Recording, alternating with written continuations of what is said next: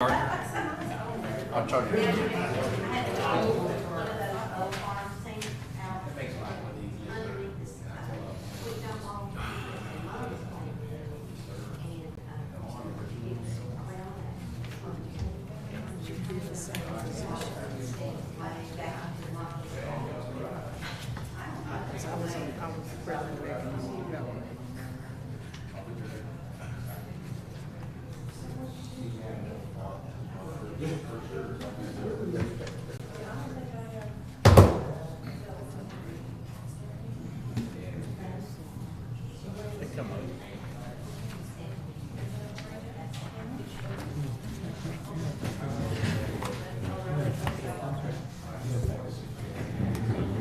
This was the seventh.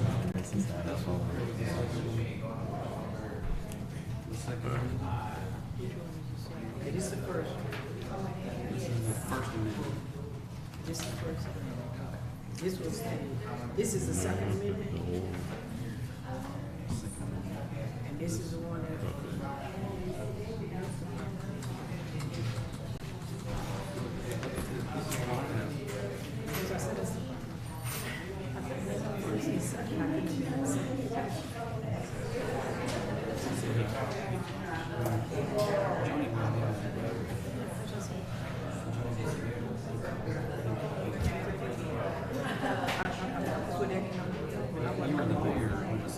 Computers are just yeah.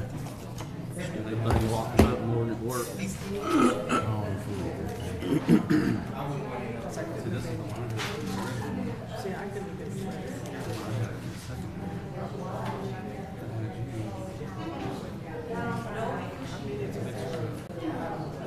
they've got the sheets mixed. This is the second.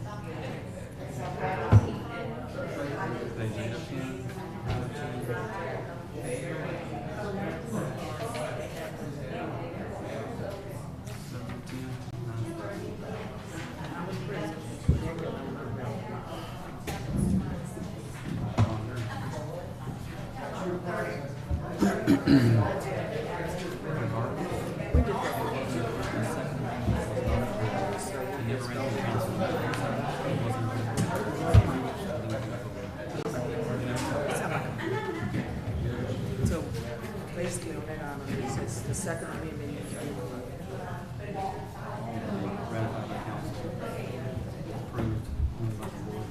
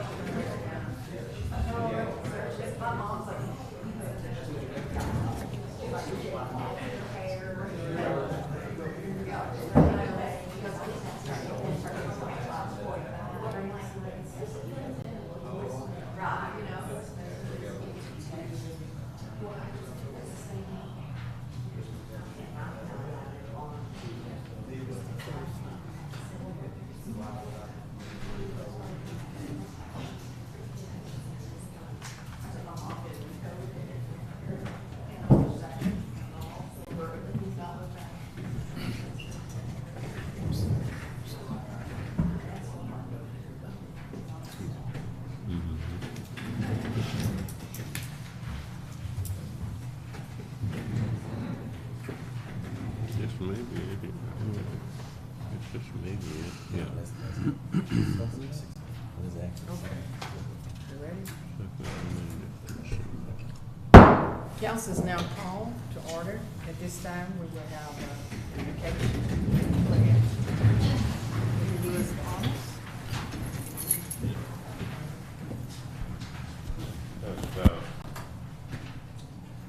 Father in heaven, we thank you again for the privilege that we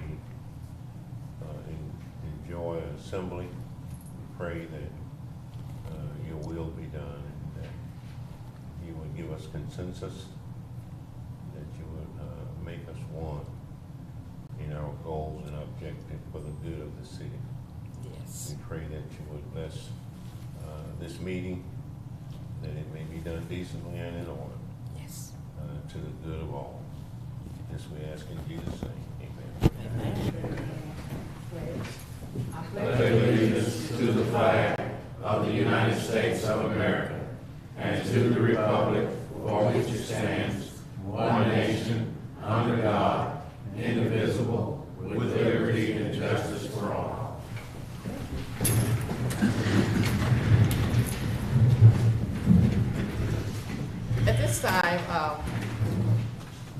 just like to recognize all my visitors that are here. Thank you so much for coming. We know that it takes effort to turn aside your way to come and help take care of the city's business, but let it be noted that we really appreciate it and we're so grateful that you're here.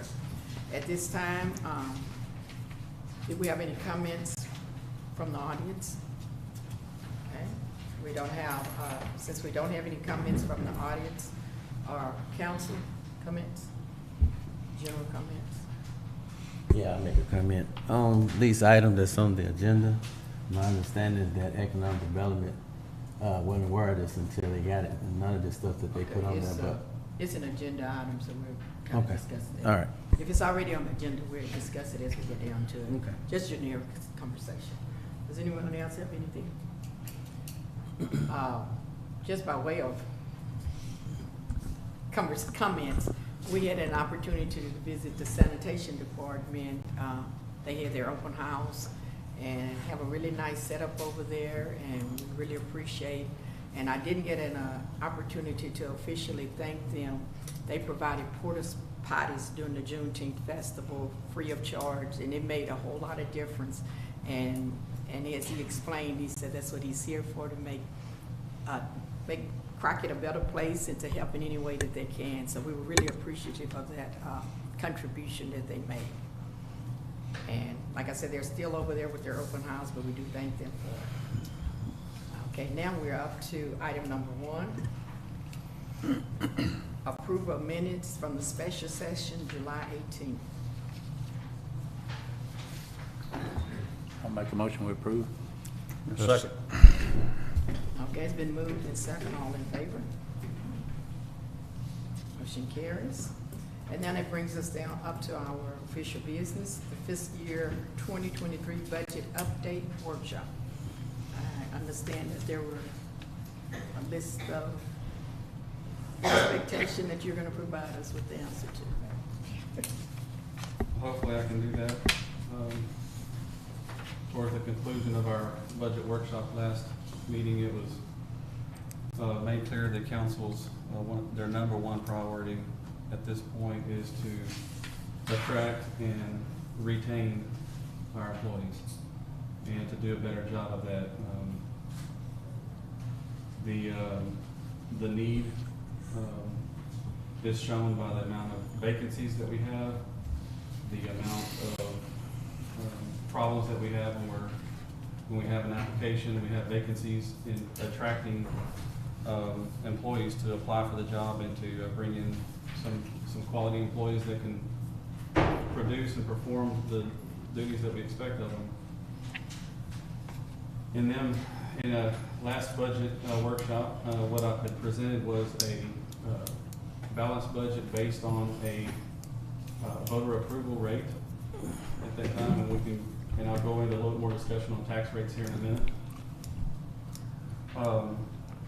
As this discussion here will lead to requesting council to give me a tax rate, approve a tax rate, and set a tax rate. So with the tax rate being set, there'll be public hearings and some additional steps that we have to go through to be sure that the public and council makes an informed decision.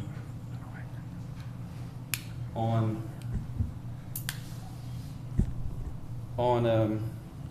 council's priority as of last meeting, like I mentioned, we're at a balanced budget, and we had no additional revenues to assign towards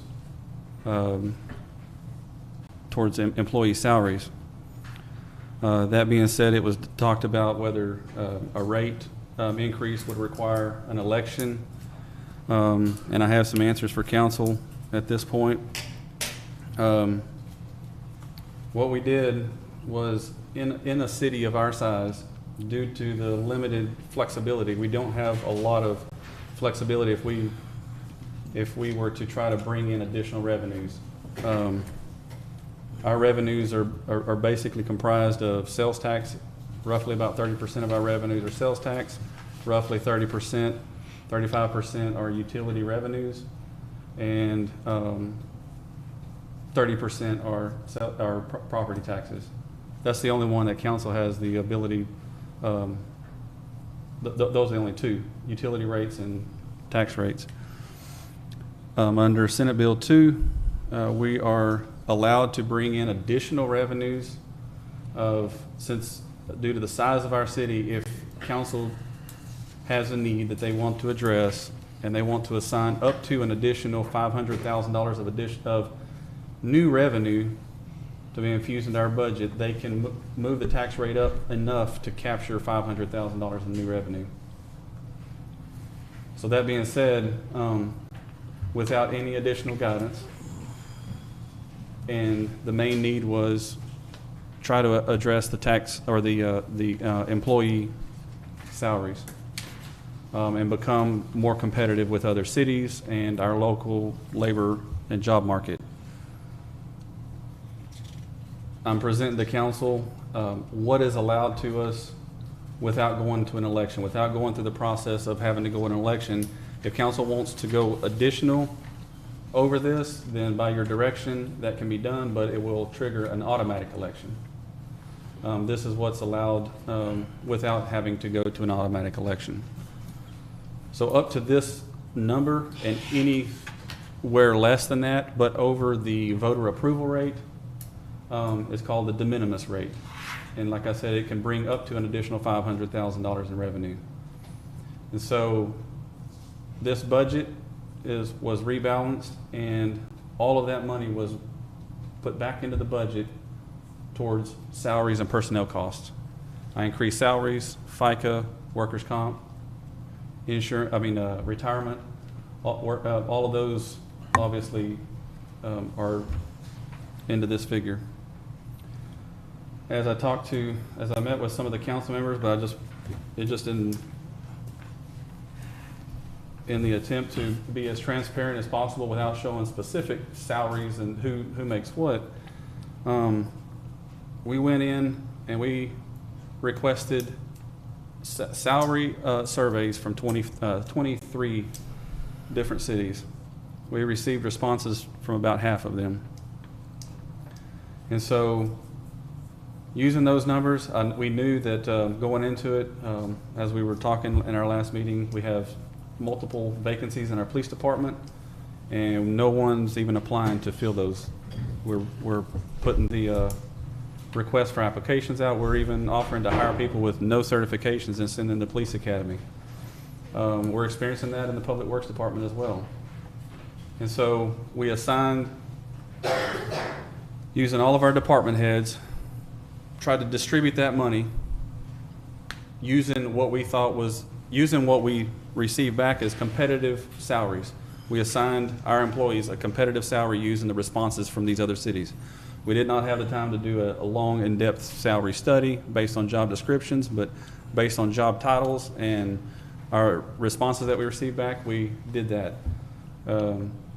We were about $170,000 over, or $180,000 over what the $500,000 threshold was, using those numbers. So what we started doing is just decreasing by an overall percentage from that the comparison that we did and the other salaries. So we started decreasing them until we could meet that $500,000 de minimis rate.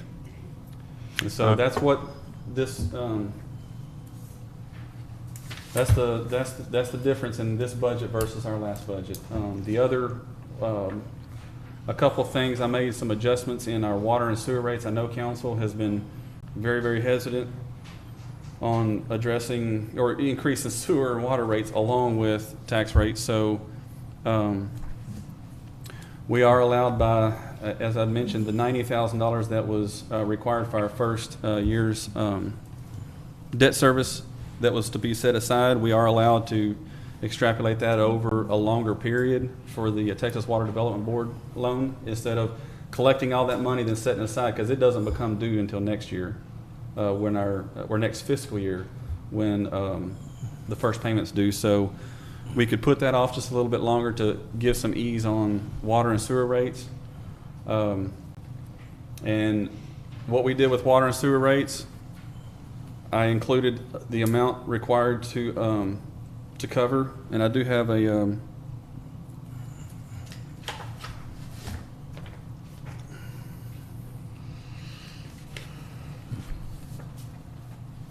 Take, you want to pass it down? I got a response from the Houston County Water Development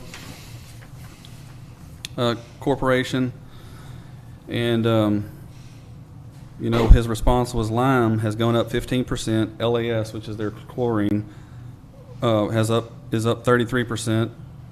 Alum is up 20%. Chlorine also went up 28%. The only good thing about those percentages is the fuel cost is added in to those.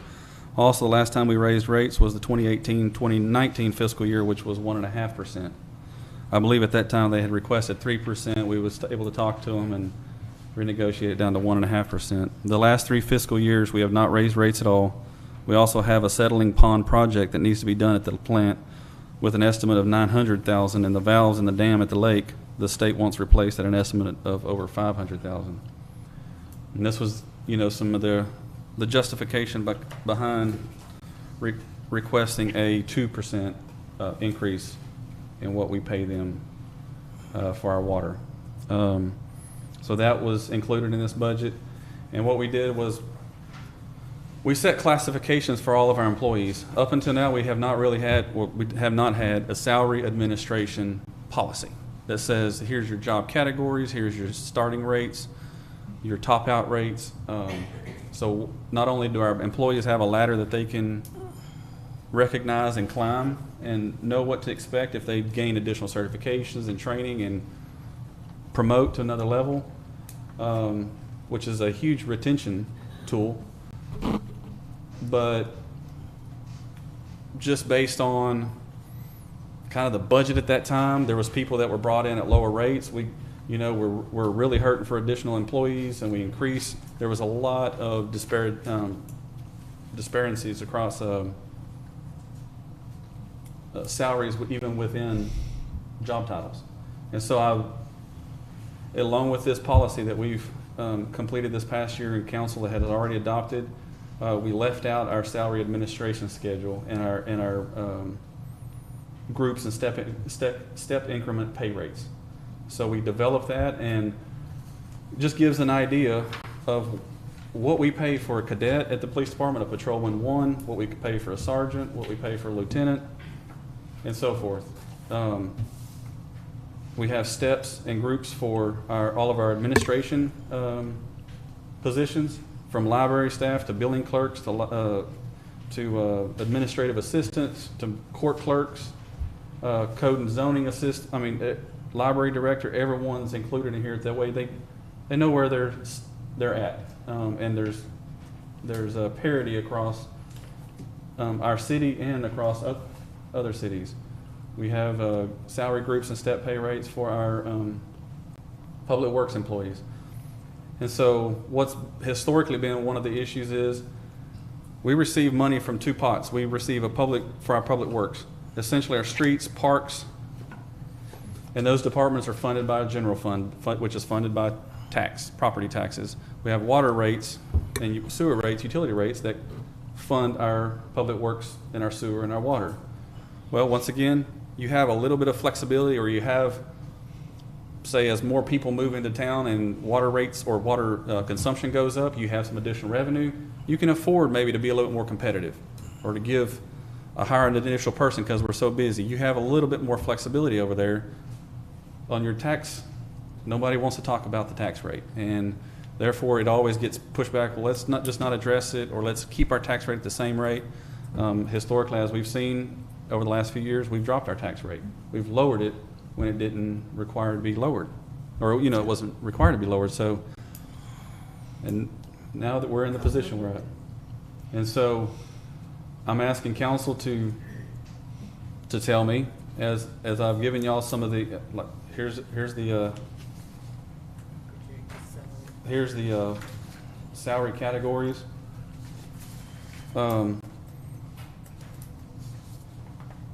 See, we currently have 5, 6, 7-year employees that are making $12, $13, $14 an hour in our public works department.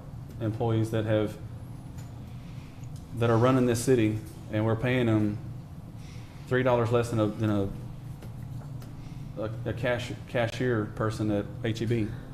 and they're running our street equipment, running our dump trucks, and fixing our water lines. So what we did is, in our Public Works Department, we put parity across those. If you're a crew member, whether you're in water, or you're in streets, or you're in parks, you're equally valuable and important to us. And if you go to a crew leader position or a supervisor position, you're equally, whether you're in the water department, you know, everybody, well, I'm on the street department, I get paid $3 less than somebody on the water department. And that's a morale issue there. So using those, what we were doing on the street side and the park side, we put parity across to the water and sewer side. And so this water and utility rates, that's the calculation used in achieving those rates. The water that we buy that went up about 2%, and the salaries to match our ad valorem, our salaries that are covered by property taxes. It's a set of one. That's one set. I mean, all three of them. All three of them, you can keep them, all three? Yeah, all three of them go. So, once again, if council has, if something seems out of ordinary, or you don't feel comfortable, does everybody have? Y'all miss him. So essentially, as you adopt your tax rate tonight in our next council agenda item, once that is adopted, if it's adopted at the de minimis rate, then this is what we can afford for all of our employees. If we adopt anything less than that, then I'm going to have to calculate that amount and assign it to our employees at a lesser amount. So that's your sliding scale from what our current salary is based on voter approval rate, and we keep our salaries like we are currently paying, or if we want to address salaries and become competitive and fill our vacancies, from here all the way up to what's provided is what we're allowed to by statute. I think it's important for all of us to understand, and especially our constituents who may not follow council on a regular basis, to know and understand that we're in a critical state as far as employee retention and hiring employees at our current pay rate. And many of you out there very well know that since COVID has been used and utilized to increase prices all across the nation. It's no secret that we're paying more for goods and services. And so now the city of Crockett is not exempt from increases of the things that we need in order to operate the city. And so we're in a position now where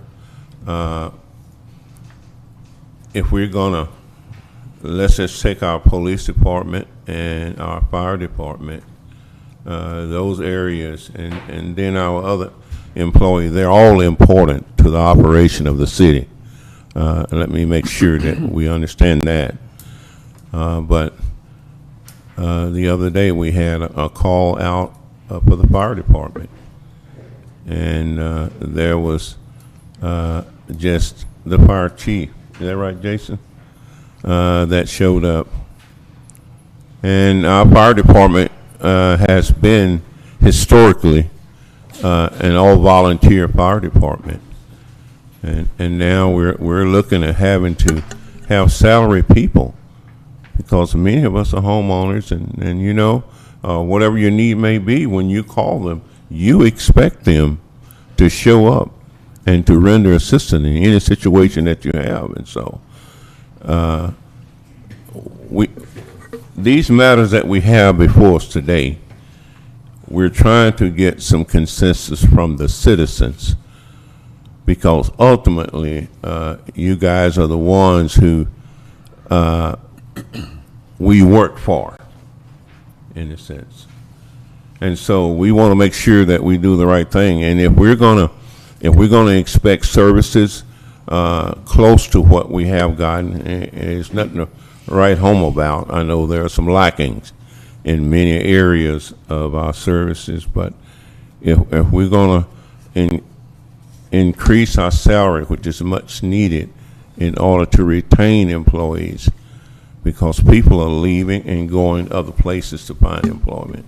If you can work at a fast food business and get $15, $14 an hour, why stand out there in the ditch in waist deep water doing the work for the city, and when you could be clean doing something else? And so all I'm saying is that I'm just joining in with our administrator and sounding the alarm that we got to do something. I'm not an advocate of increasing taxes, and that's just the truth of the matter. But I think that in historically that we had times where we reduced the tax rate. Well, maybe some of those times we should have not done so. As we look back in hindsight, you can always look back and see the error in many things. And here we are now, a city the size of Crockett, and we're in trouble as far as what makes Crockett run. The employees, every one of them. And so as we deliberate what we have to do, and searching and looking for solutions to the problems that we face, then we look to you. We all, including myself, I'm a property owner just a couple of blocks off the square. We all may be called upon to do just a tad bit more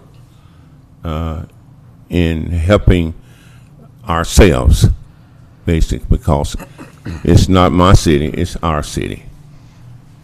And this council has put in place to manage it for the people. And we do our best. We have one of the greatest administrators. John has saved the city a lot of money, but there's no magic wand when you start having financial woes that are carrying over into the services that we expect and we use daily. I just think that just recognizing the position that everybody has, that when they start, they know where they start and they know where they can go. And I think that's a deficit that we haven't had across the board with all of the departments, because it's been kind of arbitrarily whether you went up or whether you went down. And not speaking so much to the tax rate part of it, I think it hasn't been just a systematic process of knowing what's going to come next. Will we be able to retain and compete? If you look across the U.S. at this point, everybody's struggling. I don't care what size your town is, but people like to know what they can get next. And then they can make a decision of whether they want to stay or go.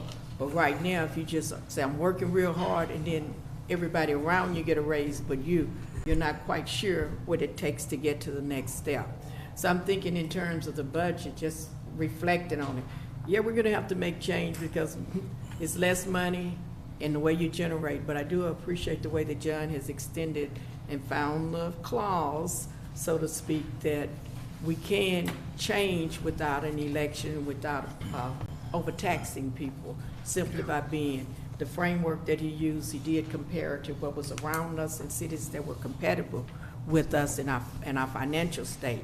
And as a result of that, the council will be in a position to make an informed decision about how far you want to go and how much it would take without really putting duress or overstress the city population as a whole.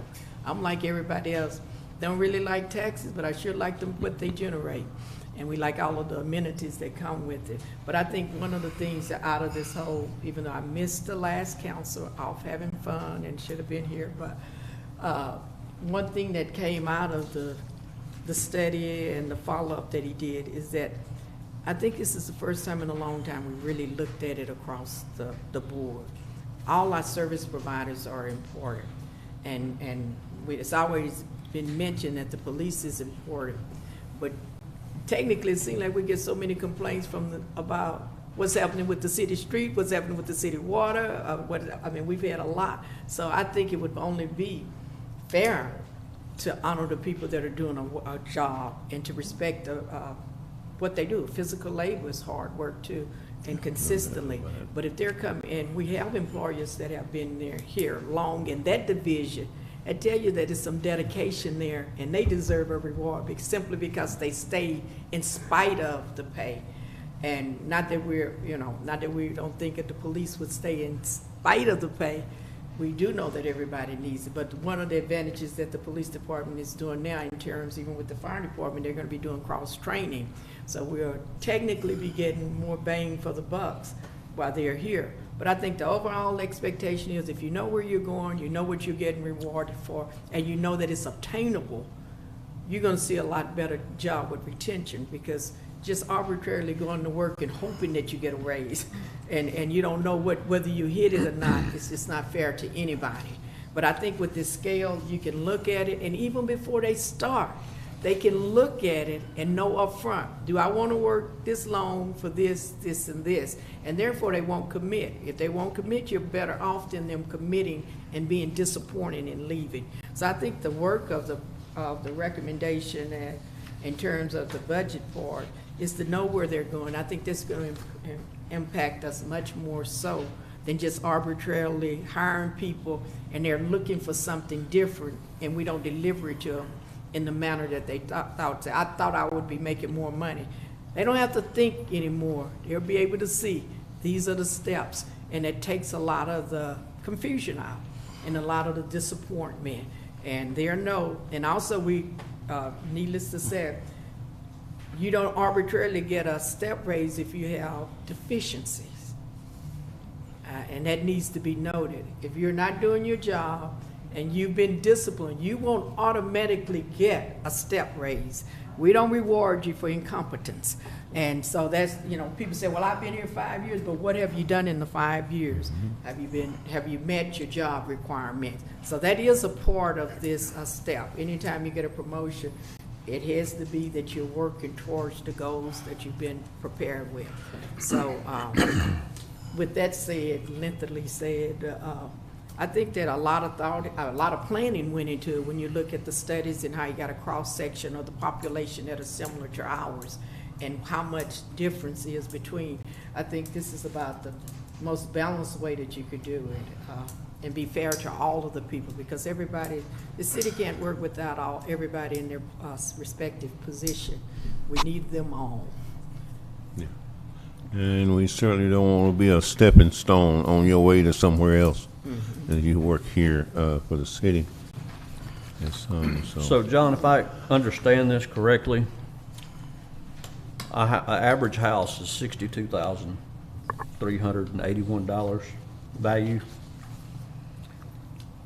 So each one of these taxes, for every $62,000, their taxes will go up $1,372, $86.89, and $55.58. No, sir. Depending on, and I'll pop that up. That's what I was going to show to you, Okay. to council in our next agenda item. But Okay. based on no new revenue rate, voter approval rate, or de minimis tax rate, those are the three categories. And like I said, if council wants to adopt anything in between, that's also. But those are kind of the thresholds Okay. of what it would affect the average property owner. Well, I by all means, do not like tax rates. I have a bunch of property but with me knowing we have to do this for our employees, and I know it's not being wasted. It's not being wasted. So it's going to our employees that need this. We've got to do something. It's gonna be recycled. We gotta do something. I mean, if I knew it was being wasted, no, I wouldn't go for it. But,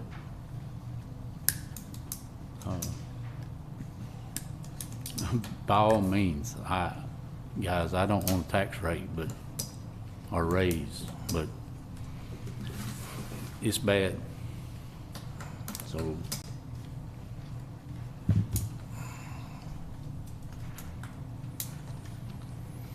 Any other questions on the salary side? And I got just a couple more updates. All right. So we'll move into the impact that it has on our tax rates in our next agenda item and discuss that, knowing what we know now.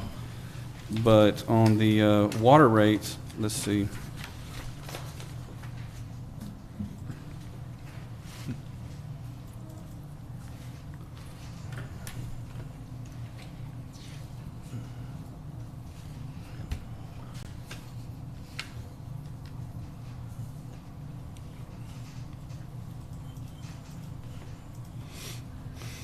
Just to give council an idea of what, let's see if I can.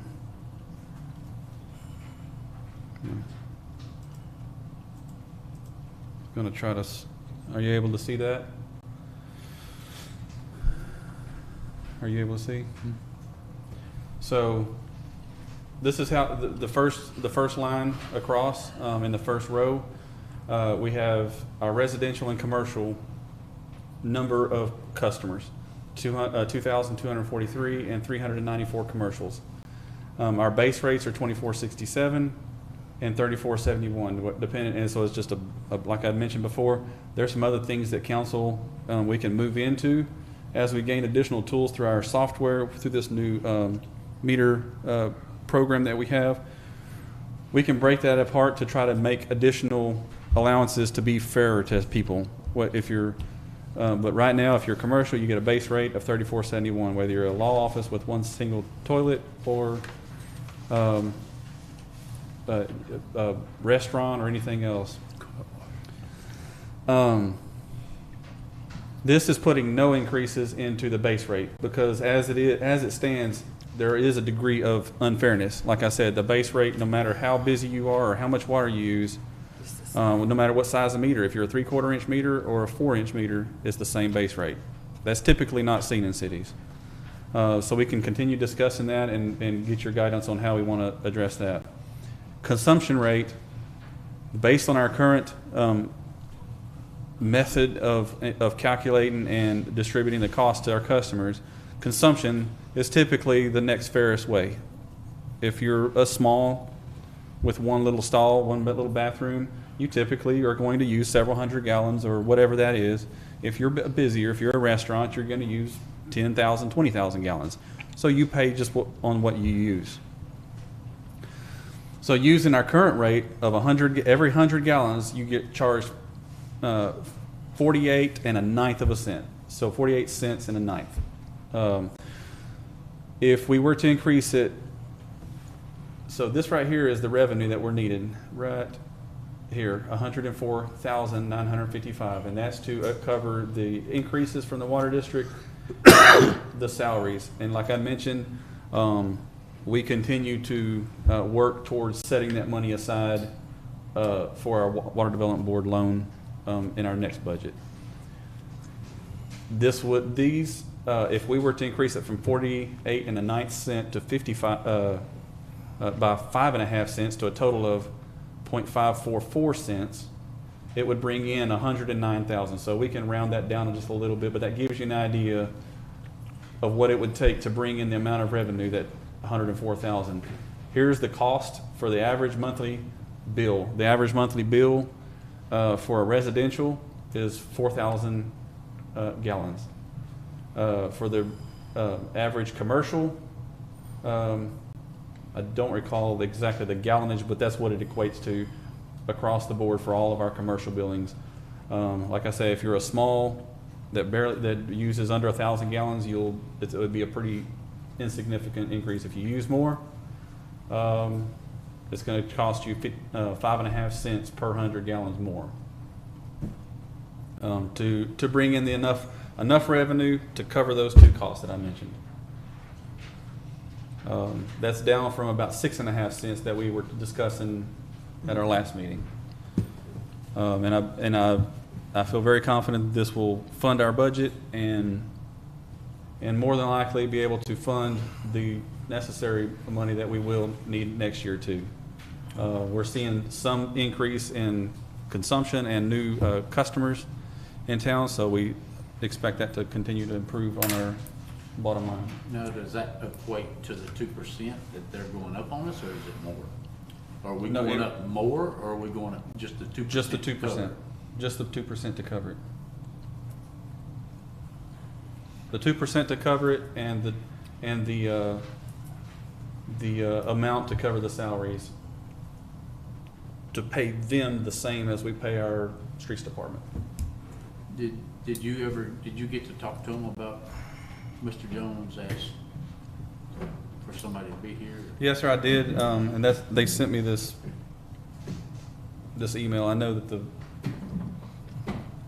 general manager hasn't been feeling well. I mean, we do pay for more water than we use, Yeah.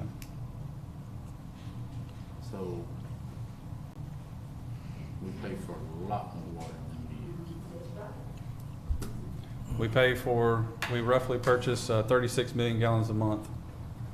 And we get And charged we use for- roughly 24 million gallons, but that's the take-or-pay agreement that we have with them. That everybody's been trying to get out for years. Right, but still, I mean, we're getting charged for water we don't use. Yeah. They're seeing chemicals go up, so they don't have to treat that water. And but we're paying for that extra water that we don't use. So, just don't seem right. I have to agree, Councilman Morris. That agreement was put in place before I got here, and previous administrations agreed to that, and now we're stuck with it. Seemingly, we have negotiated and we've talked with them. Sean has, and the county doesn't seem to want to budge off of it. So According to our agreement contract with them, there's not a lot of flexibility that we have, and I know that they have been good with us the last few years that they've increased, and I went back and talked to them, was able to talk them out of an increase or to reduce it. This year they feel pretty confident they have to get this at least to cover their costs. And if that's council's desire or direction, then I can continue working on other options such as contract negotiations and things of that nature, but It just seems like though that you're getting charged for chemicals. You're getting charged chlorine, you're getting charged, what is it? LAS. Yeah, for water that they're not having to put chlorine and all of that in. I mean, Are we still receiving water we have to retreat? At this time, we are adding additional chlorine to it, and primarily it's because of the length of the distribution lines from the lake out to their plant, from their plant in Latexo all the way to here, and the heat, the chlorine dissipates in the water. The longer, as long as it's, Yeah, but longer they're it's in the line, it supposed to, dissipates. they're So- supposed to deliver us drinkable water, right? I mean, when we receive it, it should be ready to drink, right? Right. According to their contract. So therefore, it looks like to me, we should be able to bill them back for anything we have to retreat. For the most part, as of late, they've been able to stabilize that. Both of us were on a different type of chlorination or disinfectant system. prior to, about 2 years ago, we did a chlorine burn and we moved to a different type of a disinfectant. Since then, we've had less problems. They were quickly, fixed at that time. So I don't want to say that it's continuing to happen. Yeah. But it is something that we work with them and we continue to chlorinate, because some of our lines are essentially without boosters throughout our distribution system, and just counting on what it comes out of College Hill and those levels and making it to the consumer's house. That's a lot of the reason why we've upped our flows. We're doing lots of line flushing. Out of every hydrant we're flushing lines across the city even now, just to keep those, to fight the heat mainly, and to stay above state minimum guidelines. Man, What is it? So I check, was just about to ask the question, in the county, have they been approached about adjusting that contract, that we can actually, it's not like the city doesn't want to pay for the water, Sure. but as Mr. Morris said, we're paying for water we're not even using. It seems like they should understand that. We entered into agreement with them based on a bond that they had to issue. Yeah. They issued a bond to do some infrastructure upgrades in their plants, to do some plant repairs, several $1 million worth of bonds that they issued. We signed that contract at that time, was something that we negotiated in order for them to have secure level of revenue that they could use as security against this bond repayment. It was a revenue bond. And so essentially not only did they approve it, but we approved that to some degree, we're good for payment for their bond to cover the life of that. And that's the reason going out for 30 years. And their why it was- bond was for 30 years? Or is their bond paid off? No, it's not. It's still, I don't have the term on that, but I know it's still for a good length of time. And I'm quite certain that they're budgeting that revenue from the city for the 30-something million gallons that we have to buy. They're using that as a They're depend- baseline to, because that's what we said. to address their increases in chemicals and operations. Well, Just seems like they take it off of what we don't use. But, one thing that I like what you said on the end of it, but ensure that Crockett people, even if we have to add that added chemical, a lot of people were really upset when it was a possible threat with the water. We had a lot of concerns, so I'm trying to decide, you'd have to weigh the health of, and the double part. No, we would need to treat it, but if we're having to treat water. Yeah, I good understand water- that it was treated first But from if we're them. having to treat the water they're supposed to be sending us, we need to be billing them back for our chemicals. Well, I was just saying, when John mentioned the other part of it was that the amount of flushing after it was in the tank here. Right. That because of the age of the pipes and the stuff that is flowing through, it is still a possible threat for our community if we don't do that extra treatment. Not that they shouldn't have it perfectly treated, but if once it start that distribution, it's still on our end, even if it was the perfect water, if it's flowing through bad pipes and having to be flushed frequently. I know a lot of people have got really a big scare when we had to send the little things out about the water department. It was a really high level of concern. If I can remember right, though, it was on their end, Those getting were- done right. Those at that time were. Yes. So we had to spend lots of money to treat water that we're supposed to be getting good. So, Okay, so at this point, are there any recommendation or the concern that we need to I've got specifically a address? big it? concern about raising taxes and water rates. Okay, to generate the extra funding? I mean, Mayor, I made a request in the last meeting for them to come before us. I know they gave us this paper, but I still make that same request. for them to still come here and talk to us and address the issue like he said and like the other councilman said, so that don't go away.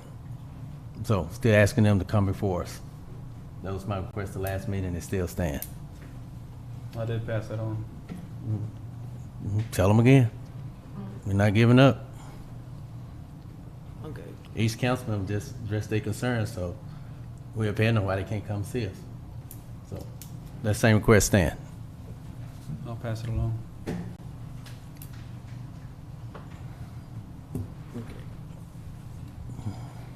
Okay.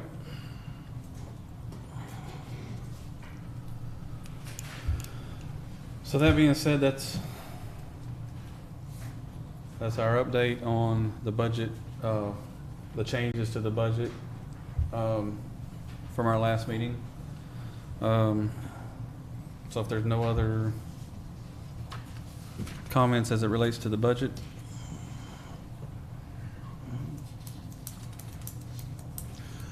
Okay, So I guess the- we can move, Huh. if we want to, we can move to the tax rate portion. Okay, put that on, and that brings us to item number 3. Consider and approve proposed tax rate. Okay.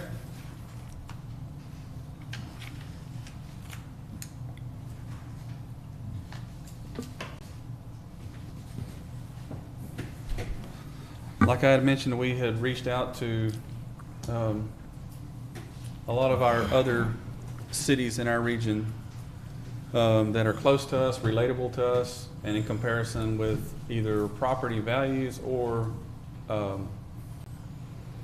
with population. Cities of other like size of ours. We did receive, like I mentioned, replies back from about half of them. That's what we use to present your numbers on your salaries. So this gives us a little idea of where we're at in comparison with those same cities that we compared ourselves to when it comes to salaries. This is where we compare to them at tax rates. And I don't have the tax rates that they're adopting as we speak over the next month, but these are their current tax rates. The red is where we're currently at in comparison to these 23 cities. The green is if we were to adopt the ad valorem tax rate, that's where we would compare to these 23 other cities at that time. It would bring us up from roughly at 20% of these other cities to 55%. Like I said, no city is apple to apple. You can always dig in and find sources of revenue, things that are different. Cities that you thought were the same as us and comparable, they might have a higher sales tax, or they might have 2 or 3 major industries that really impact their Feed into- Yeah. revenue. Jasper's one of them, who has the very lowest tax rate out of all of those. Lindale, same population as ours, but almost 2.5 times our tax values. So once again, no city is completely alike. And so that's why I just wanted to present a broad range of cities that we can relate to of our size and or proximity to us. Lindale, Mineola, Canton, Navasota, Carthage, Diboll, Center, White Oak, Liberty, Athens, Madisonville, Jacksonville, Gladewater, Cleveland, White House, Kaufman, Mejia, Rockdale, Groveton. These are all publicly available tax rates that they adopt. And they're anywhere from, like I said, Jasper at 35 cents to Groveton at 94 cents on the $100. We're currently at 56 cents if we were to do go with the de minimis rate. That would put us at 68 cents on the $100.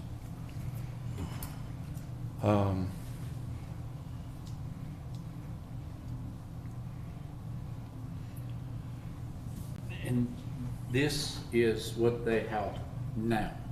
This is gonna change on these other cities because they're doing the same thing we're doing right now. Having Yes. to go up. They're doing the same thing. So where we're at the green, we'll probably be back down at the red. So. All cities are, I know Athens is the big one. They wouldn't release me their numbers on salaries yet. But they're doing a significant increase to cover salaries. They're have a lot of vacancies. A lot of these cities are looking at having to make some decisions. But this is, like I said, just available or using information that's available. But yes, as property taxes increase or decrease, that number will change. But if you removed us out of the bracket right now, you remove the green out, that's where we stand with current rates. If we were to plug it in and everybody adopted their same tax rate, that's where we'd fall in. But yes, you're right. That could definitely bring us even You already further know down the scale. Athens is gonna go up. You already know Palestine's gonna go up. But I guess what the question was, but even if everybody goes up, will we still be able to maintain what we need? I mean, will we be able to accomplish what we're projecting in the budget if we go to the green, where it is now? I think you're speaking to the sustainability of it. Yeah, I noticed, you're saying that later you'll probably have to go up again or something in between when you're projecting that. But I'm saying if he raised it and you said everybody else still went up, our concern right now is, are we gonna be able to, what is the lowest amount that we can hit, that we can bring it, so that we can address the salaries, we can address all of those in there? What is the smallest amount of increase that we could? And right now it's kind of projecting that would cover our expectations in the budget.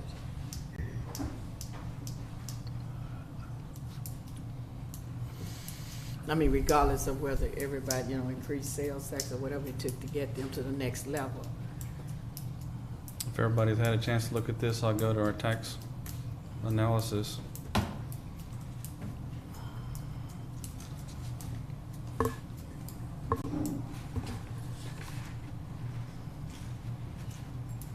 Well, We're gonna find it, it's hiding.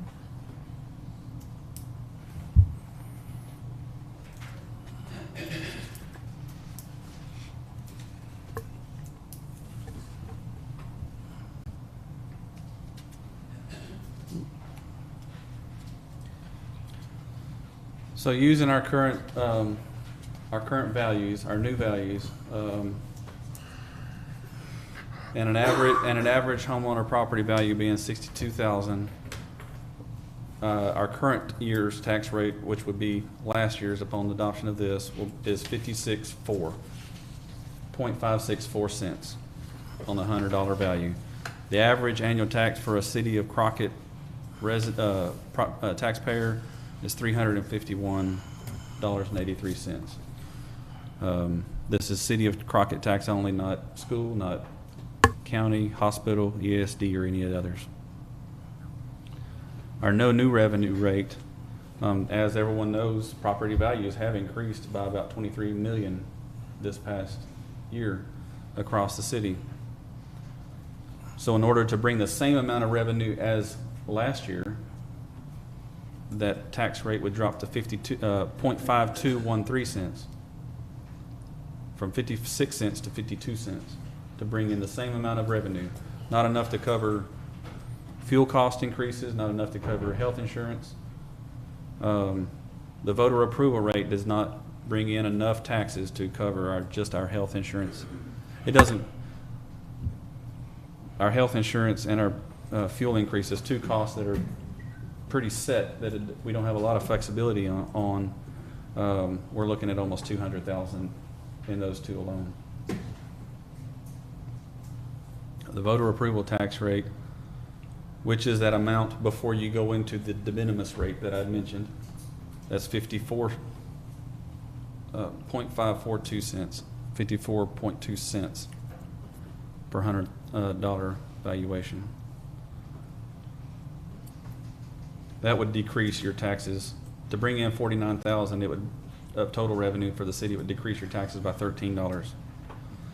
Then you have the de minimis rate. And like I said, this is the rate, and any lesser of is up to council. After looking at these salaries, if they believe that these salaries are unreasonable, or we need to save more money somewhere else, we can adopt a lower tax rate. And then that'll be calculated into it. That increases your annual taxes for the average property owner by $86.89.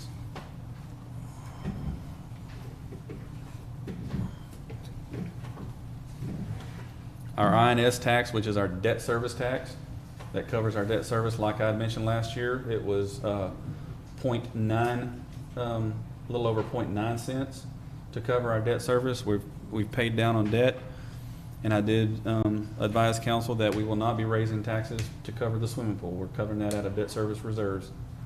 So this also verifies that we are not, none of this tax increase is to cover other expenses other than going straight to employee salaries.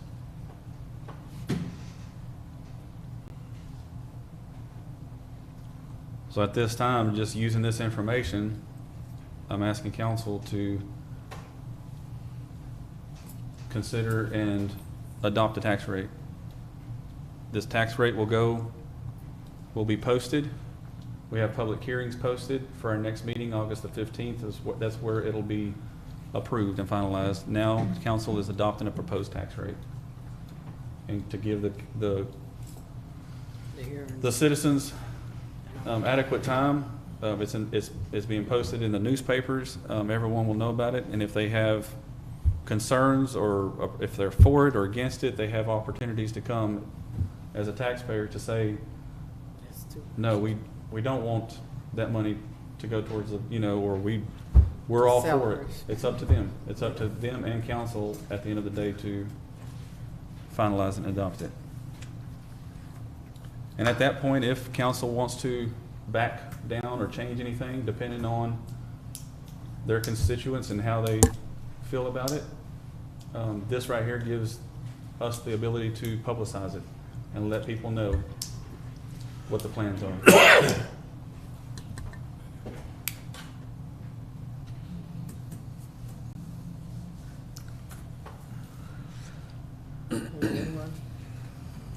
Comment? The voter approved rate is not sufficient to meet the budgetary needs, John? It would have met the budgetary needs without the need for salaries. We were making cuts, like I had mentioned, just our salary, just our fuel. Those were the two big ones that I had. I couldn't find a place to put them. I had to make some cuts, and that was the fuel, roughly 165,000 in increased fuel costs, and that's just using what we're already projected at going over our budget this year. And health insurance, we decreased our health insurance coverage. We increased the deductible from $750 to $1,500, and we still had to go up almost 8% in the cost for health insurance.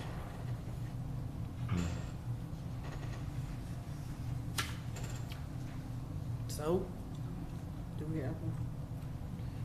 Maybe won't, you're gonna have to make it, how much do we want salaries to increase or not?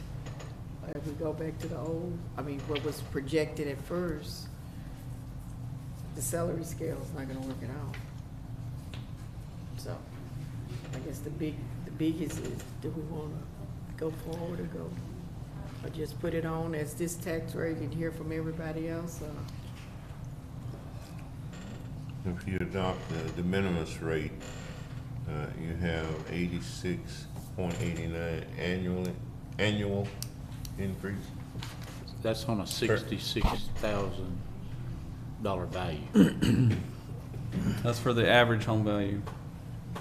And as your value increases, your bill's going to increase. Less than 100, so. But the people that are living in the city and working will have some more money to play with. To pay that tax. To pay their taxes. But if it goes up without, so it's still gonna be a decision of how, you're gonna have to, money has to be generated from some. Well, But it, I don't like it at all, yeah. but if I need my law enforcement and I call, I want them to be there. You gotta pay them then. If I need my fire department You will. and I call, I want them to be there. You got that big If hole in your street. I'm out of water and I call, I want them to be there. So, I mean, Yeah, you're gonna have to consider it, right? You gotta generate money from somewhere. Okay, so. Do we need a motion for it, or? Do we have any more discussion? Would someone like to put a motion on the floor?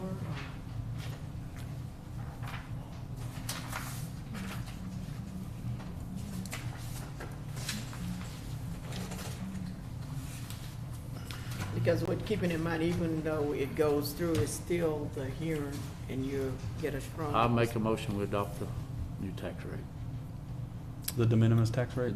the minimum Minutes. tax rate. I'll join in there with a second. It's been moved in second. All in favor? Motion carries. Okay. And John, I'll do the next steps, right? Okay, that moves us to item number 4. Consider and approve 2022-2023 fiscal year budget for the Crockett Economic and Industrial Development Corporation. Mayor and Council, Mr. Gentry had reached out and said he still has one more workshop, I believe, or some more items to discuss and finalize in his budget. So he's requested that it be tabled at this time. Table. We need to have at least a week to have that budget, I think, to look at it. You know, I don't want it just dropped on me. I'm sorry, I didn't follow. Excuse me? I didn't hear what you said. Oh, I don't want the budget just dropped on me, the way it has been in the past. I would rather us have a time to look at it. Oh, for you to, for the council to Yes, look at ma'am, it? before Oh, it's okay. approved. I didn't Right. know who was Right. going to look at it. Okay. So you're advocating that it be enough time, that the budget be turned in enough time for everybody to review it prior to Yes. the council? Correct. So are we going to agree on a date I agree. for it? How long will it How take? much I mean, time? Yeah, that's why I said you need to You put a want- He time. didn't seem to believe that it would take, I'm sorry, I didn't even see you here. I was looking at across it. Oh, I didn't. Okay, how long would it? Target is to have this prepared by the 9th of this month, which is our scheduled meeting, and that presented on the 15th, when the city's budget, next budget meeting, our next council meeting. But the time, But we fair. don't So want be it from on the the- 15th. It'd be from the 9th, if it's approved on the 9th, council would have until the 15th to view it. will that be sufficient? Yeah, that's fine. Okay, can we get a motion? I guess it's just. A motion to right? table it. Just I'll make a motion to table it. Second. Okay, it's been moved in second, all in favor? I guess we should have put with the understanding that it'll be ready by the 9th. Okay. So the 9th is what we'll be working with. Okay, item number, I lost my item count, number 5. Consider and approve directing the Board of Directors of Crockett Economic and Industrial Development Corporation to amend Section 7.03 of the bylaws of the Crockett Economic and Industrial Development Corporation to delete the words "for the previous fiscal year." Mayor, I make a motion to disapprove. Huh? I make a motion to disapprove. Okay, what are you, I'm Just- disapproving because this didn't come from economic development. They should take time to look at it and see what's been presented to us. The reason for this came from the city administrator, which is not a part of his job description to put such thing on here. And it's not in the home rule charter as well, and it's not in the contract. So this should come from economic development, not the city administrator, okay, where the. to make that decision. Okay. Well, the concern was that when we talked about, at the last meeting, when we talked about what we would determine that John would take care of in terms of generating funds and looking at what we could do, who was gonna pay for the audit. The that was forensic audit. Yeah, and my statement was at the time is that if somebody had to pay, and we needed to get together and decide how it was gonna be paid for. And the understanding was, you know, because it was requested that we go ahead and discuss it without John being present here. But the understanding was that we would recommend that he looks into what could be done, who was gonna be responsible for it, and what it would take to be responsible for it. Okay. I understand that, Yeah. but on this, it's saying that, make sure I'm looking at it right, to change the bylaws. That should come from economic development. Actually, No, it the needs to come from us. council has Okay. the authority. The Well, the- council has the authority to change the bylaws. Okay. Right. But the state mandated two separate But, council Yeah. to look at this, to bring it to us to rectify if that needs to be done. So, but the bottom line, the authority for economic development, whether they have it or whether they agree with it, is that the council at any point can make recommendation without, in and of themselves, because the council is the final authority. No matter what was recommended, either way. and the council would have to our do it. attorney don't agree with it either, so I know that as well. Mr. Bill Pimpleton, he don't agree with Did he this write either. anything? He's the one that wrote this. He wrote it because you told him how to write it in order to Because try to I get have this to. passed. I'm required. Like by I law to said, come up with the that's my funding motion. for it. Y'all don't go for it, but that's Okay, what I well, say. The bottom line is, what's on the table, the bylaws for the Economic and Industrial At the Corporation. last meeting, I made it very clear that if we're gonna do a forensic audit, we're going to audit not just the current administration, but the previous two I agree. that were in place 100%. before those that are there functioning now. That said, in order for that to happen, these wording here, and correct me if I'm wrong, let me find it to make sure I get it right here. The words "for the previous fiscal year," meaning that it could only, the forensic audit could only go to the previous fiscal year and not beyond that. And so in order to make sure that this audit happens beyond the previous fiscal year, then it needs to be noted or changed. And, yeah, and the point was, back to the monetary thing, who was gonna foot the bill? Was the city gonna foot the whole bill? It's gonna be a shared responsibility between the economic development and the city of Crockett. But in order for the economic development to share in the cost, it would only be a one-year thing in order for the city to share. So if the council has decided they only wanna do 1 year, We don't want and, that. We're okay. or do they want it to share, you're okay. If all you're gonna do is 1 year, it's a shared responsibility for both parties to pick it up. But if you wanna go beyond 1 year, you're gonna have to decide are you gonna share the cost between economic development and the city, or is the city gonna pick up the whole cost? I mean, and that was what I kept saying about, we didn't have the full foundation for the monetary part of how it was gonna be paid. We do know that we do want a cross-section, and that was emphasized by Councilman Jackson. But the fine line that hasn't been destroyed is who's gonna pick up the cost. Is the council gonna vote that no matter what the cost of the forensic? So, okay, so Mayor. what are we, I have a question. Sure. we're just Oh, wanting to take out physical year? The previous fiscal year. It's 1 year mentioned For in the here. Previous physical Fiscal year. year. So that would only give That's them. all we're wanting to take out. Yeah, Mayor, okay, yeah. I'd like to hear the input of Mr. Gentry in reference to this, since he's over economic development, so I think he should have some type of input, so let's get his views on it as well. And we all can make a decision. Go ahead. Councilman, when we Mr. were Gentry. made aware of this audit, we were a little dumbfounded as to why it happened. But at the same time, we were saying, well, if that's something the city wants to do, then the city should handle the cost of it. I've been in contact with several people in the economic development area. And their concerns are that this is something out of the ordinary for economic development groups to pay for a fund for something that actually is out of their bailiwick, really. I'm sorry, I couldn't hear you.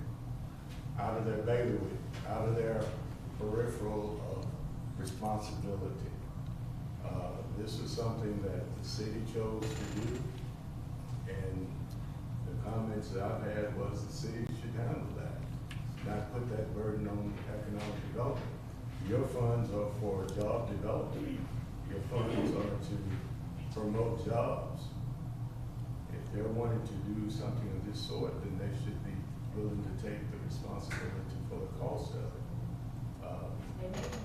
We are a 4A corporation.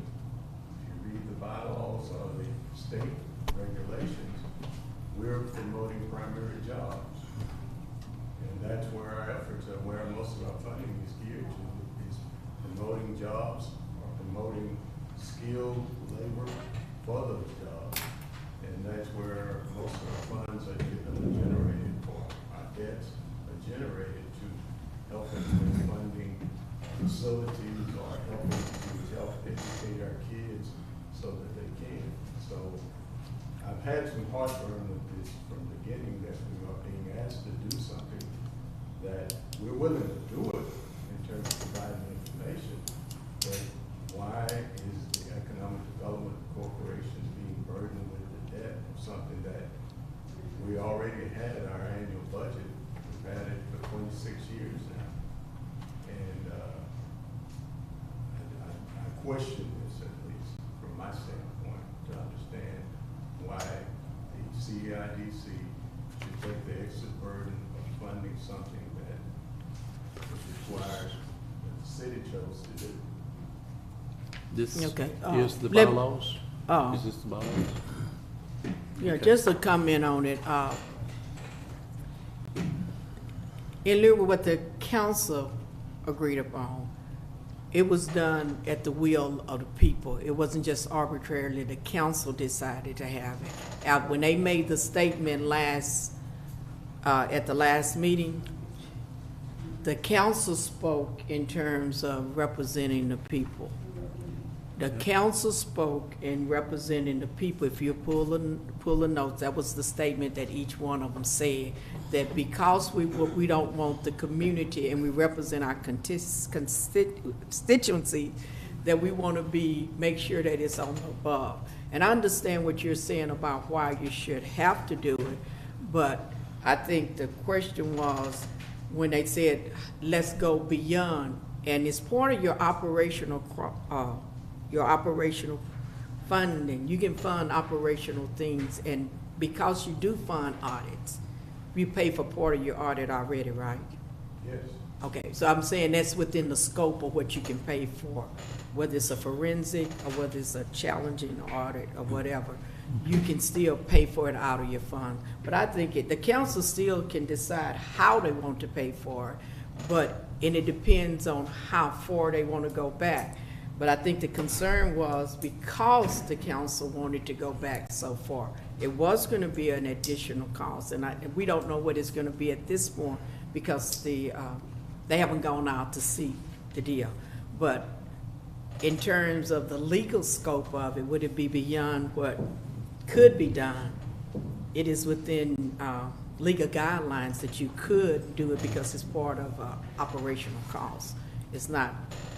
And I'm like you, I would hate that to take away from the basic things, but like I said, something, is it lawful? Is it legal? Yes. I mean, it says here in this deal, such audit shall be at the expense of the corporation. And so, but I think yeah. Okay, but, whether it's a forensic, I mean, it didn't specify what kind of audit it was, don't because they have had audits in the district in different departments. So I guess the council would still have to decide if they're gonna go I that mean, far. if I was, I would want it. I I think that's what I said, I would want it to happen. I don't have a problem with that. Yeah, I mean, I would be all for it. I mean, just to clear the air.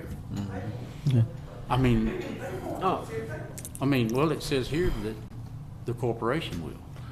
It's taxpayers' money that's, but it's taxpayers' money that's wanting this done. I mean, or is she supposed to be told?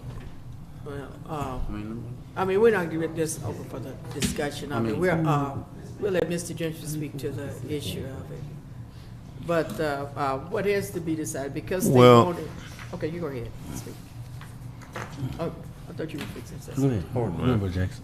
You know, the question that, that's on the floor now is economic development independent of the city, and it's not. There would be no economic development without the city charting, initiating that. It operates of its own directors, and we understand that. So then who's gonna pay for it? Economic development and the city collaborate together on those expenses to clear the air.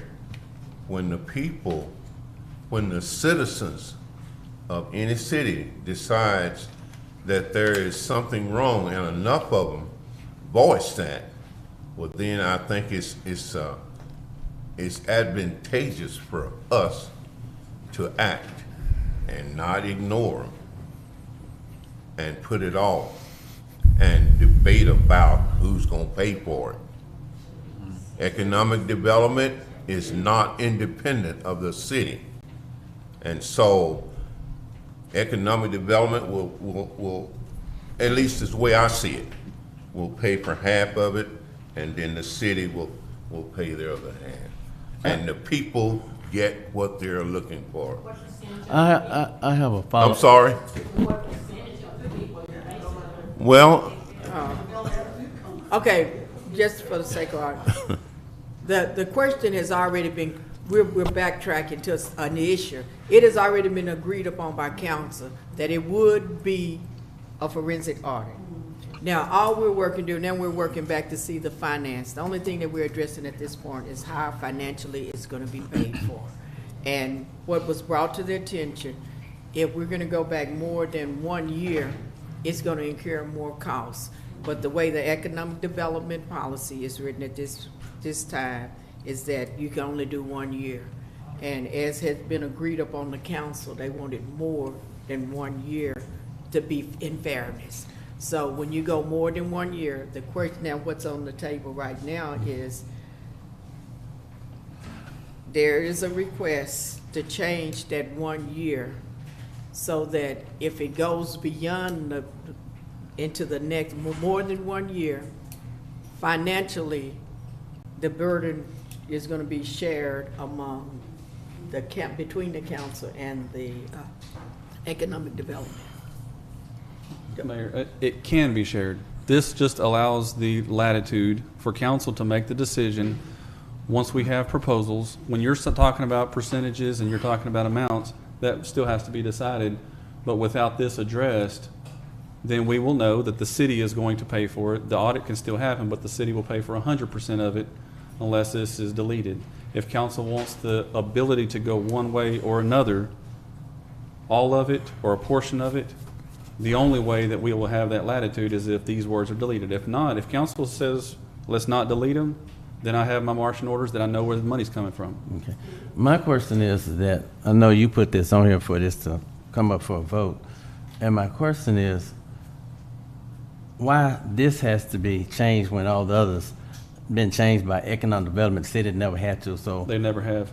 I know they never had, but why all of a sudden this one has to be when economics has always done it themselves? All right. So I'm just Economic asking. Development Board cannot change their bylaws. It is only city council. They cannot amend them, they cannot delete, they cannot change them. They can make a recommendation to council for amendments. There have been And some council bylaws is- changed that came If for they have, then approval. it's not right, then it's not legal. No, they had to come back and, Done by the legal, by reviewed by our attorney, the city attorney, for us to be able to do those changes. We then approved it by the board, and then we brought it for the city for final approval. Correct. But it was generated from determination of issues that need to be better clarified by the board. Right. okay, but everything Well, is. this is only changing it so it will go back further. It's what, Mayor, do you want? Okay, hold up. Sorry. It's Gentry said. I mean, it's, that's It what everybody benefits- wants, is to go back further. It benefits the current director to Yes. do this. To do this, it benefits. Right. I mean, Okay. Oh, And it's not in our best interest. okay. how do we get the, Mr. Gentry is the representative. If he has something to say, did you have anything else, Mr. Gentry? Okay. Okay, well, so what's on the floor is that it's already been recommended that the forensic audit go beyond the amount. The question is right now is trying to give the letter to that it goes beyond, that everybody, both parties can share in the cost. And so what the purpose of this is the amendment, that if in order for them to, economic development to share in the cost, they're gonna have to be, and they want it more than 1 year, which has already been discussed, that we want it more than 1 year, then it's gonna have to be, the bylaws are gonna have to be changed. And the council has the authority to do it. Can I make one more clarification? I do not have the power or the ability to change bylaws. Mr. Gentry and/or his board does not have the ability to change the bylaws. Only- That's why this is brought to council. And council, if they say yes, I'll know where the money's coming from or where it can come from. If they say no, Where? I will equally know where the money's coming from and we'll continue with the audit. However, I need clarification from council, who is the ones that can amend bylaws. And it's not that I have anything against Mr. Gentry, and I didn't ask him for permission. It has to go to council. He does not make those decisions. It's council's decision. Okay. Can we get a motion? I make a motion to disapprove. Okay. Is it second? Motion dies for lack of a second. Can we get a motion? I make a motion, we accept or delete the words for the previous Hey, can you- fiscal year. We can't hear him talking, please. Ladies? Thank you. It wasn't you. It's behind you. Okay. Can you repeat your motion? I make a motion that we delete the words for the previous fiscal year. Okay. second that motion. It's been moved and second. All in favor? Motion carries. Okay,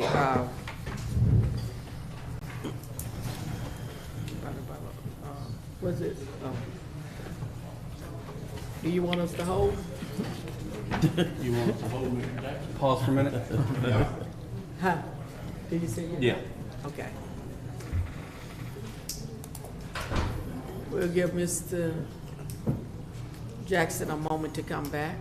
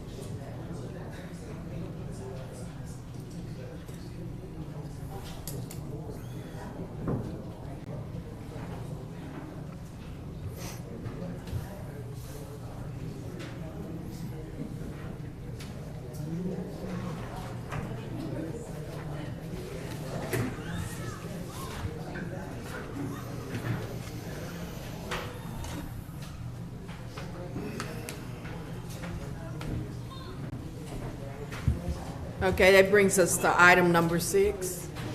Excuse me. We're ready to go back into session. Thank you. Okay, item number 6, consider and approve of ratifying the Second Amendment Incentives Agreement between Crockett Economic and Industrial Development Corporation, the City of Crockett, Texas, and Onshore Technology Service Incorporated, dated April 1, 2019. Mayor and Council, Mr. Gentry and his board has spoken of the desire, and with our next council item, our next agenda item, to talk about the performance agreements with Onshore. And I'm requesting council to ratify the second amended incentive agreement that was approved by Crockett Economic Development, the city, and by Onshore. And going back, the only amended, or the only incentives agreement that we have on file that was approved by council was the original incentives agreement. And so I'm requesting approval for this second amended incentives agreement with Okay, council. there was another, you talking about the one that everybody signed off, including the mayor? Is that what you're talking about? Okay, one of them, but it didn't come through the It council. never went through council for approval. So before we act on it, we need to That it, cover the our council bases. has to approve. So once again, Mr. Pemberton, if I'm not mistaken, said that it could come before council for us to clean it up and go forward with it. Correct. But y'all choose not to. So that what you're doing?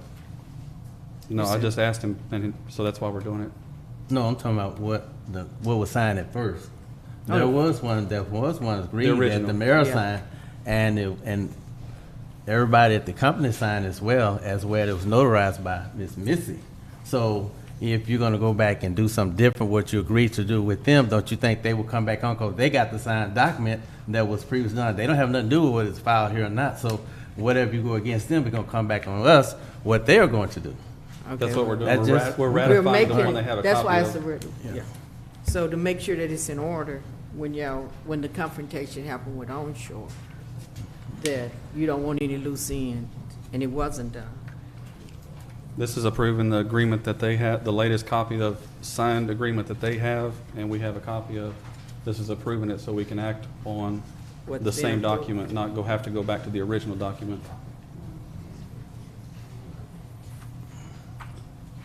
Essentially, what the original document and the second amended incentives agreement was give them a little bit more flexibility in the hiring thresholds, I believe, and Mr. Gentry can correct me if I'm wrong, but that gave them, due to the COVID that we were experiencing, issues that we were having in hiring, they asked for 2 different amended agreements to the original, and so this is just adopting the last one.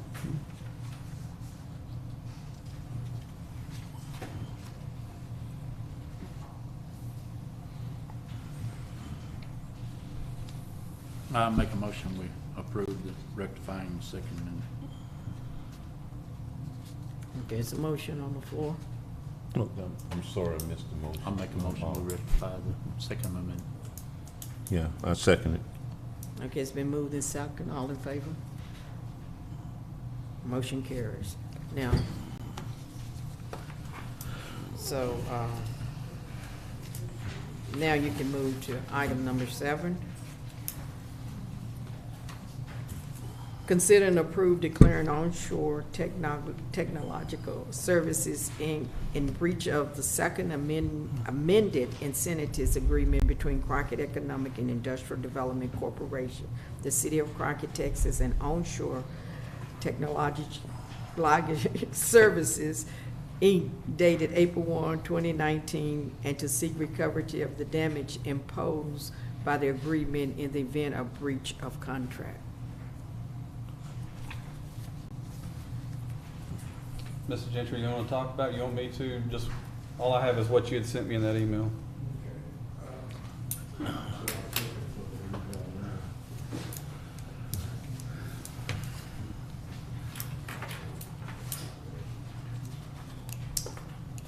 Mayor, Councilman, 3 years ago, we had great hopes for Onshore coming here to take ownership after a period of time of building and to provide 100 jobs in our community. As already mentioned, we went through COVID, it affected a lot of industry, especially in the IT areas. One of the things that came out of this was that they were working remotely. We made those amendments that you referred to earlier with them to try and make it feasible for them to still make their goal and quantity. As I got to talking to them more about what the future plan was and challenging them to provide us with a tool that we could see the reality of 100 jobs, they finally said, it's probably not going to happen. And I said, well, okay, what is the plan in terms of utilization of our building? And if not, what use would you have for the building? Initially, we went through, and it's in some of the emails and documents each one of you were handed, to try and go to a minimal floor plan where they would actually only have about, I think it's 16% of the square footage of the building. And we gave them a choice, or gave them what we would consider a rate that was fair for renting it. We back and forth. Fortunately, they realized, or they felt, and I feel like when you look at things, sometimes people already have some preconceived ideas because they not only did that here, they did it in Georgia, they did it in Missouri. They've actually cut back on the floor space in all facilities that they're in to none. So from that standpoint, we went to the next step of, okay, if you're gonna leave our building, are you taking the jobs away from our community? At that time, they were telling me that no, the jobs would still remain here in our county, but they would not be housed in the building. With that, there was a loss of the manager of that of the facility.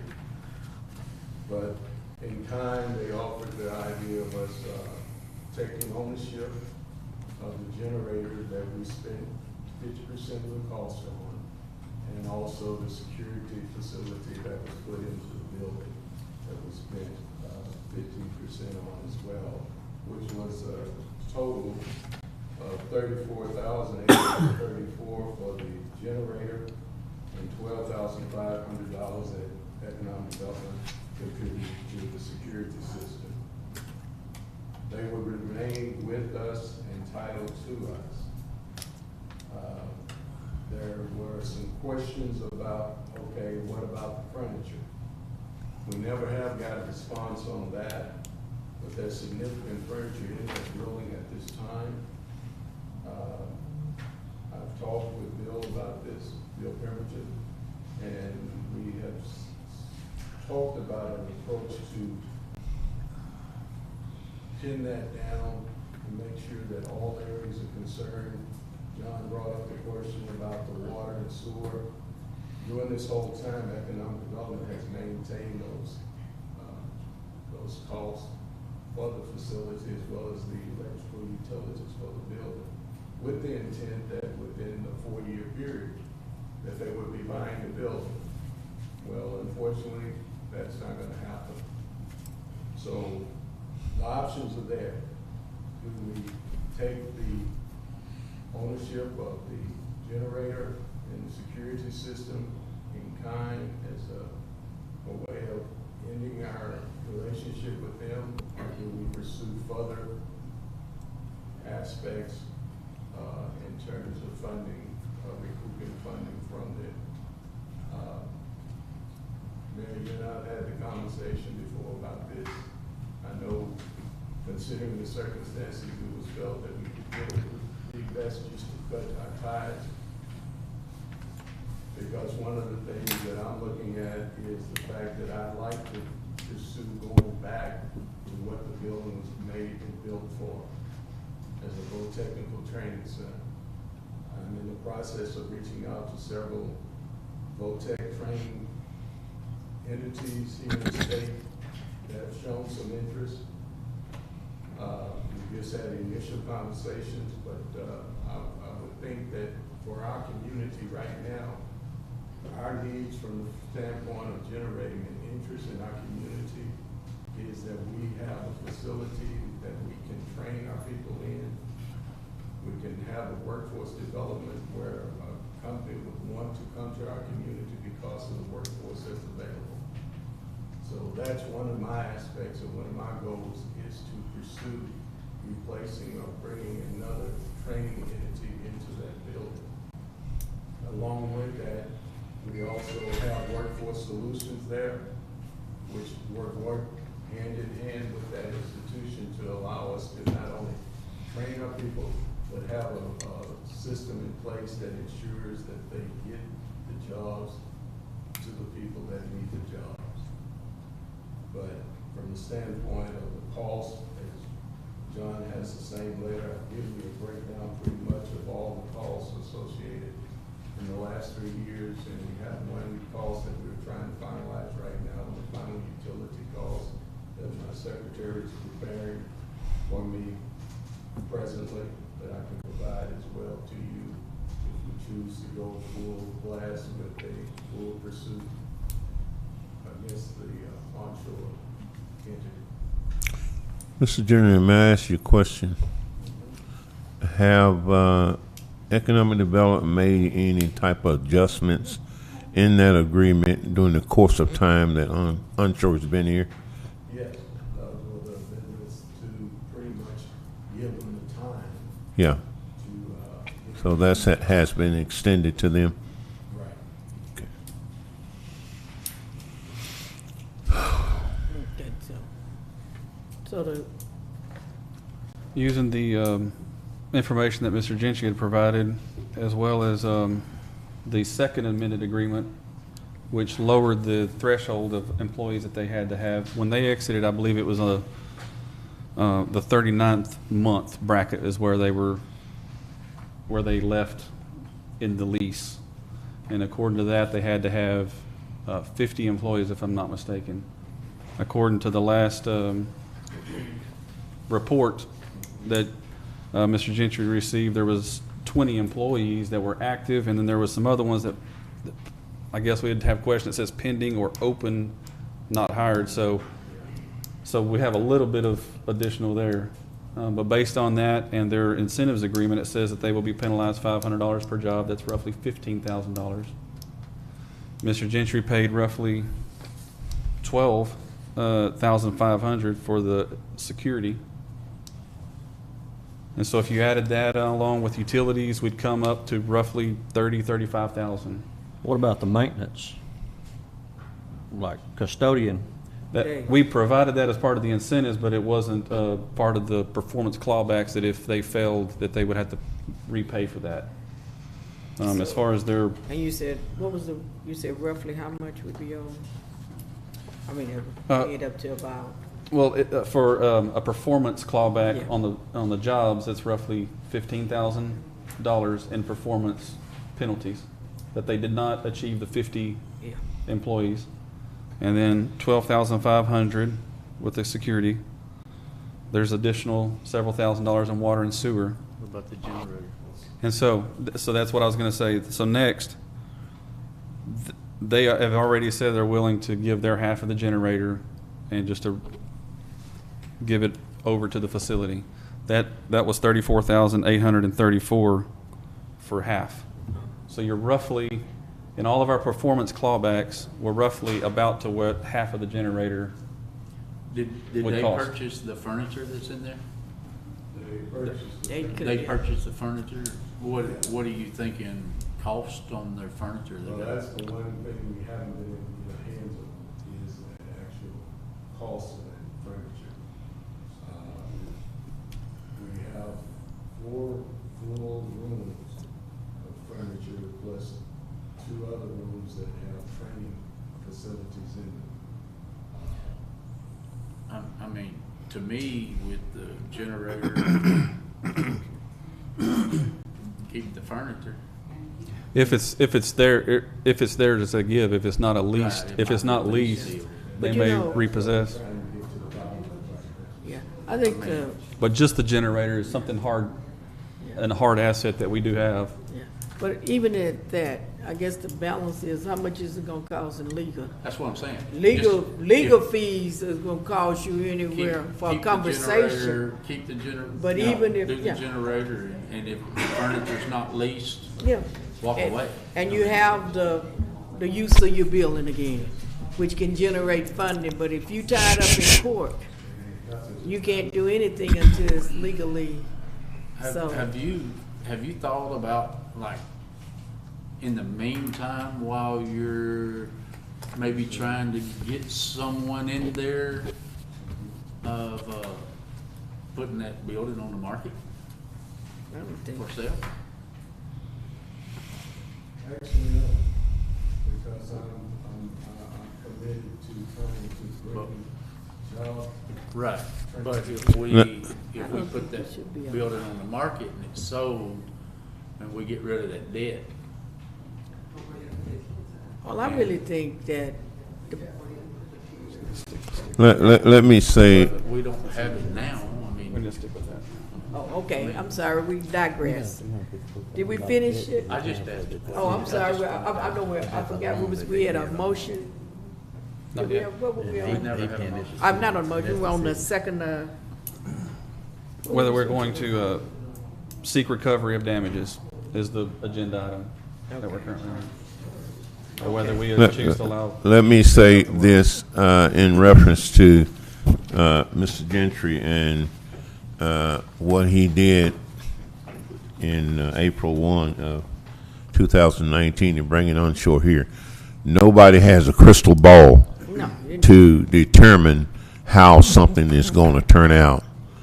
I know we as people have a tendency sometime to point the finger or want to blame someone for something that didn't quite work out the way we had hoped or expected.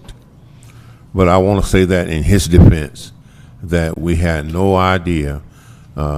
He works to try and to lure and to bring industry here. But each one of them is a chance. It may work out, you know, all of the nuts and bolts of it, and it may go. We never know. When did we find out the track record? I wasn't finished, Mr. Caldwell. Okay.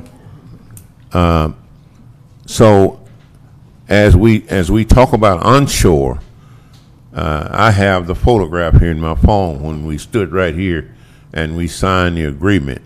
I had great hope that this technology company would come here and provide those jobs, but that didn't happen. Is that Mr. Gentry's fault? Well, of course not. He's just the person who orchestrated the whole deal. But Shane, the owner of Onshore, is the one to be blamed, if anyone is to be blamed. He's to be blamed because he's the one that's backing out. I guess he enjoyed the cost of doing business going down because they work from home and not at a building. So he decided to get out of all the buildings that he has throughout the nation and let them work at home to save that money. So I'm finished. Thank you. Well, one thing that we needed to, he just kind of And no directed. offense. What was on? That's okay. I'm gonna what was say on something. Was item 7. We were going to consider and approve declaring onshore in breach of the second amended incentives agreement. Is that what? That's the agenda item. Do we want to declare? It's up to the council to make a motion that they breach.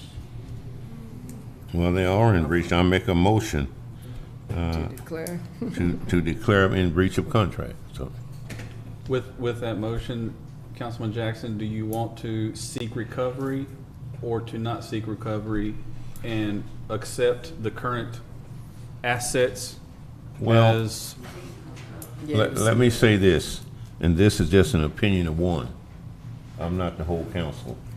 If we're going to declare them in breach of contract, and we're able to recoup assets, the generator, furniture, or other items, you weigh that against what the city and what economic development has spent, and if we can come close to that, why would we dive into that basket of legal fees to fight and to get a little bit more out of onshore. Let them go on their way, and that's my opinion. And we'll close the door on that and be done with it. So is that, Wait, that's that the motion That's the is- motion. That is Okay. the No, motion. I Lynn? don't, no, Okay, wait a we gotta minute, put wait the a minute. Before you motion- make a motion, I'm gonna speak, okay? Okay. I wanna You can speak. speak. All right, thank you. All right, I wanna know exactly what the timeline was as the track record of onshore. When did we know they were more or less a failing company in every aspect? Well, you said just a while Because ago we- that they failed in where, Kansas City or Missouri or wherever? They chose a different modus of operation. I- Instead of working in a physical building, they decided to move most of their work remotely. But did we know all that before we No, this was brought them after. here? No. No, this was after. You would think that we would check into that. Yeah, no, I mean, they had a good Yeah. track record. We checked, that was well checked Yeah, out. it was. What it was, when This was COVID, after all this. when COVID kicked in, that's when Yeah. everything started taking on a different, when they had to, couldn't use the buildings and things. That's when we started seeing that it was some complication, and therefore that led to the Second Amendment being put into place to give them an opportunity, because everything had shut down in terms of that. I And guess- then when you realized that, I forgot, it is a motion on the floor that you hadn't finished. I do apologize for I that. second it. Wait, you gotta finish writing it out. Well, he had made it. I mean, he had discussed it in the middle of his vote. Let him make Let- a let- motion. Let me revamp that Yeah, motion. that's I what I- make a motion that we hold them in breach of contract and not pursue legal means. If we can recoup some or most of all that was invested, the incentives, and recouping our costs by way of that expensive generator and other things that were purchased and done. Okay, So, very lengthy, but that's, okay. Second. Darryl Johnson. The move to second. All in favor? Mitzi got that motion written down in 3 parts. He got it. sorry about that, Okay, Mitzi. that's all right. At this time, we will Thank you, Mr. Tinch. go to item 8, executive session, government, code section 551. Our recorder's not picking it up. Huh? I'm sorry. Our recorder's probably picking this up with them talking. We can't hear nothing. Okay. We'll just let it go. Huh? We'll just let it go. That's it. Anyway, okay.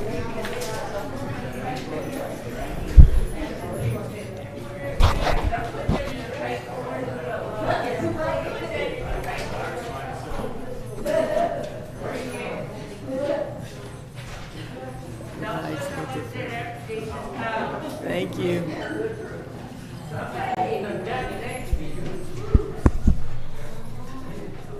A lot of stuff.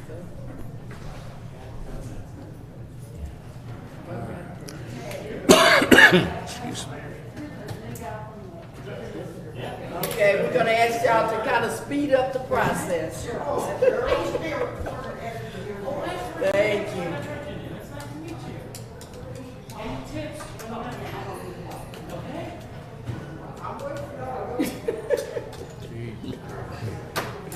Help them, Lord.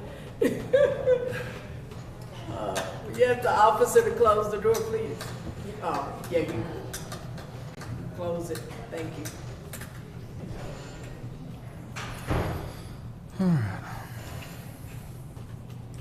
Let me pull this one email up. Well, as it's downloading, we can start on it. All right. Let me, if you don't mind, I'm gonna just double check, make sure that we're not recording. It won't be recorded. In our executive session, we'll go to jail. A lot of stuff. Stuff. I see your house is coming along. Almost doing all Slowly but surely. Yeah. That's the hard part, you get that outside, you can with that inside. I had to make a decision whether I go with